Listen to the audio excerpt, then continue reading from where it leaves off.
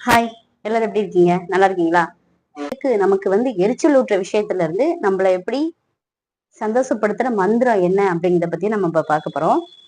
அது என்னடா மந்திரம் அப்படின்னு சொல்லிட்டு தான் நான் யோசிக்கிறீங்க. அது என்னங்கிறத வீடியோட கடைசியில சொல்றேன். மறக்காம எல்லாரும் ஸ்கிப் பண்ணாம கடைசியில பாருங்க. அதுக்கான விஷயம் உங்களுக்கு என்னன்னு தெரியும். அது என்ன மந்திரம் அப்படிங்கிறத நான் சொல்றேன். சரிங்களா? எப்பயுமே நம்ம சந்தோஷமாவே இருப்போமா? மனிதனுடைய மனசு அப்படின்னு சொல்லி பாத்தீங்கன்னா, அது குரங்கு மாதிரி எப்ப வந்தாலும் அப்படி மாறும், இப்படி மாறும், எப்படி வேணாலும் மாறும். சில நேரங்கள்ல பாத்தீங்கன்னா, நம்ம ரொம்ப சந்தோஷமா இருப்போம். அதாவது அந்த சந்தோஷத்துக்கு அளவே இல்ல. எல்லார்கிட்டயும் பாசமா பேசுவோம். எல்லாரையும் கூப்பிட்டு பேசுவோம். எல்லாருக்கும் புடிச்சதெல்லாம் வாங்கி தருவோம். அந்த அளவுக்கு சந்தோஷத்துல தலைகால் புரியாம ஆடுறா அப்படின்னு சொல்லுவாங்கல்ல. அது மாதிரி சந்தோஷத்துல தலைகால் புரியாம ஆடுவோம். சில நேரங்கள்ல பாத்தீங்கன்னா, பயங்கர டென்ஷன், எரிச்சல் யார்கிட்ட வேணாலும் எல்லார்கிட்டயும் எல்லார்கிட்டயும் டென்ஷன் ஆகி திட்டுறது, வீட்ல இருக்கிற வீட்ல இருக்கிறவங்க கிட்ட எல்லாம் டென்ஷன் ஆகி கத்துறது, அந்த மாதிரி எல்லாம் இருப்போம். சரிங்களா? அது மாதிரி இப்படி இருக்காங்க. இப்படி இருக்கிறப்போ நம்ம என்ன பண்ணோம், சில நேரங்கள்லாம் பாத்தீங்கன்னா, என்ன பண்ணுவாங்க, நம்ம சாப்பிடுற சாப்பாடு பிடிக்காம, இப்ப நம்ம இப்பெல்லாம் ஃபாஸ்ட் ஃபுட் உலகம் ஆயிருச்சு. ஃபாஸ்ட் ஃபுட்ன்ற பேர்ல நிறைய சாப்பாடு வாங்கி சாப்பிடுறோம். அதுல ஆரோக்கியமானது அப்படின்னு கேட்டா ஆரோக்கியம் கிடையாது. அந்த மாதிரி சாப்பாடு சாப்பிடுறப்ப நமக்கு பிடிக்கும். ஆனா நம்ம உடம்புக்கு ஒத்துக்காது. அப்படி இருக்கிறப்ப நமக்கு அஜீரண கோளாறுகள்லாம் ஏற்படும்.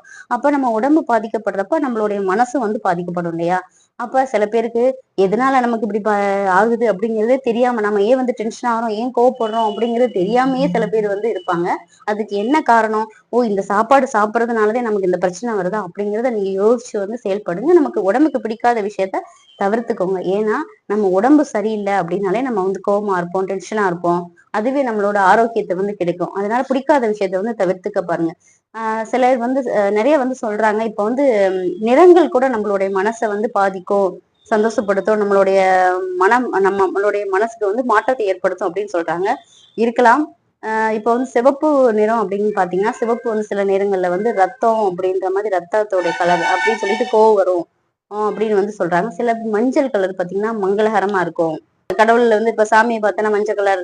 இப்ப மேக்சிமம் சில இதுல சிவப்பு கலர் கடவுளுக்கும் சாமிக்கும் பயன்படுத்துறாங்க. ஆனா சில பேருக்கு அப்படி இருக்கும், எல்லாருக்கும் அப்படி இருக்காது. இப்ப ஊதா கலர் எல்லாம் பாத்தீங்கன்னா ப கடலோட கலர், வானத்தோட கலர் அந்த மாதிரி எல்லாம் இருக்கும். அது மாதிரி உங்களுக்கு பிடிச்ச நிறங்கள் கூட உங்களுடைய மன சாந்தத்தை ஏற்படுத்தும். மனசை உம் எரிச்சல் ஊட்டுற மாதிரி இருக்கும். அது மாதிரி நமக்கு பிடிச்ச விஷயங்களை, நமக்கு எது பிடிக்குமோ அந்த மாதிரி விஷயங்களை நம்ம மாத்திக்கணும். மாத்திக்கிட்டோம்னா நம்ம, அதாவது நமக்கு பிடிச்ச விஷயங்களை நம்ம மாத்திக்கிட்டோம் அப்படின்னா நமக்கு டென்ஷன் ஆகாது. நான் சொன்னேன் பாத்தீங்களா? அதாவது உங்களுடைய மனசுக்கு உங்களுடைய மனசை எரிச்சலூட்டுற விஷயத்துல இருந்து உங்களை மாத்திக்கிற ஒரு மந்திரம் எது அப்படின்னு சொல்லியிருந்தேன்ல. அது என்ன அப்படின்னு பாத்தீங்கன்னா, பெருசாலாம் ஒண்ணும் கிடையாதுங்க. என்ன மந்திரம் அப்படின்னா, உங்களுக்கு இப்ப நீங்க டென்ஷன் ஆகுறீங்கன்னா அதனால ஏதாவது பிரயோஜனம் இருக்கா? நீங்க டென்ஷன் கோவப்படுறதுனால ஏதாவது பிரயோஜனம் இருக்கா? இந்த உலகத்துல மாத்திக்க முடியாத, மாற்ற முடியாத விஷயம் அப்படிங்கிறது எதுவுமே கிடையாது. உங்களால முடிஞ்சுச்சுன்னா அது கண்டிப்பா அந்த விஷயத்த மாற்ற முடியும். அதனால இந்த கோவப்படுறதுனால பிரயோஜனம் இருக்கா அப்படிங்கிறத முதல்ல நீங்க யோசிச்சு பாருங்க. சில நேரங்கள்ல நம்ம யோசிக்கலாம். இன்னைக்கு நம்ம இந்த கோவத்தை நம்ம கோவம் வருதுன்னா ஒரு 10 நிமிஷம் அமைதியா இருந்து இதுக்கு என்ன பண்ணலாம்? இந்த விஷயத்த எப்படி சரி பண்ணலாம் அப்படிங்கிறத யோசிங்க. அதற்கான தீர்வு கண்டிப்பா கிடைக்கும். அதை விட்டுட்டு நம்ம கோவப்படுறதுனால, மத்தவங்களை எரிஞ்சு விடுறதுனால அதுக்கான ஒரு சொல்யூஷன் கிடைக்குமா அப்படின்னா கிடைக்கவே கிடைக்காது.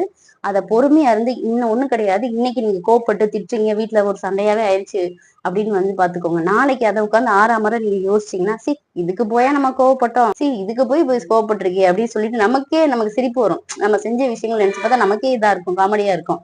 அது மாதிரி சின்ன சின்ன விஷயங்களுக்கெல்லாம் கோவப்படாதீங்க. அப்படி கோவம் வருதுன்னா அந்த விஷயத்துக்கு எதுக்காக வருது அப்படிங்கறத யோசிச்சு நிதானமா இருந்தாதான் நம்மளோட வாழ்க்கையில நம்ம ஜெயிக்க முடியும்.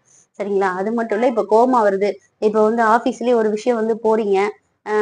ஆபீஸ்ல ஒரு விஷயம் ஒரு விஷயத்த எம்டி கிட்டயே பேசணும் அப்படின்னா, எம்டி கிட்ட பேசணும், ஒரு மேனேஜர்கிட்ட பேசணும், நமக்கு ஃபேவரான ஒரு விஷயத்த பேசணும் அப்படின்னா அவங்களுடைய மைண்ட் செட் எப்படி இருக்கு, பெட்டரா இருக்கா அப்படிங்கிறத பார்த்துதான் நம்ம பேசணும். அந்த மாதிரி டைம்ல நமக்கு அதாவது டென்ஷன் ஆயிட்டே இருப்போம். ஐயோ, அவங்க கிட்ட எப்படி பேசுறது, அவங்க கிட்ட எப்படி எடுத்து சொல்றது அப்படின்னு கோவப்படும். விட்டுருங்க. பொறுமையா அந்த விஷயம் ஒண்ணும் 2டே விஷயம் தான். ஒண்ணும் ஆகும், ஒண்ணும் ஆகாது. இன்னைக்கு லேட்னா நாளைக்கு நடக்கும் அப்படிங்கிற விஷயத்த நீங்க உங்களுடைய மனசுல ஏத்திக்கோங்க. அப்படின்னா நமக்கு டென்ஷன் வராது. இப்ப வீக்லி ஃபுல்லா நம்ம ஒர்க் பண்றோம். வாரத்துல 6 நாள் ஒர்க் பண்றோம், 5 நாள் ஒர்க் பண்றோம் அப்படிங்கிறப்ப வாரத்துல ஒரு நாள் உங்களுக்கு பிடிச்சமான விஷயங்களை செய்யுங்க.